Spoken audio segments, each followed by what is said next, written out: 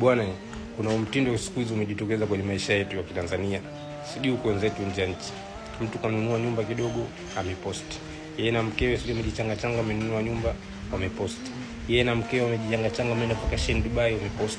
Yeye na mkewe wamepata mimba, wamepeana mimba, sijui vina hivi, wameenda photoshoot, wamepost. Mtoto kazaliwa leo kapostiwa uso. Mtoto kazaliwa leo kapostiwa sura. Yaani zimekuwa ya fulani. Sasa niuliza jambo moja.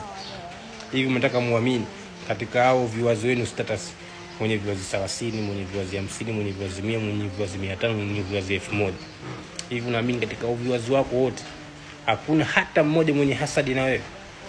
Yaani hakuna hata mmoja ambaye yaani katika wote wanao view status zako wote wanakutakia heri? Yupo mmoja au wawili, ila lipo group la watu wanao view status zako wakutakia heri. Kwa kuweni jamani makini sana na status zenu mnazozipost. Msishare details in deep kabisa. Sio umeenda kununua kiwanja, maskini ya Mungu, unapost sasa alhamdulillah. Kuna watu wafurahia mambo. Sio umemaliza nyumba, sio umefika kwenye linta nyumba, alhamdulillah nyumba yangu imefika kwenye linta. Mnajiponza wenyewe. Siku hizi hasadi zinaanzia kwenye WhatsApp status. Kweni makini.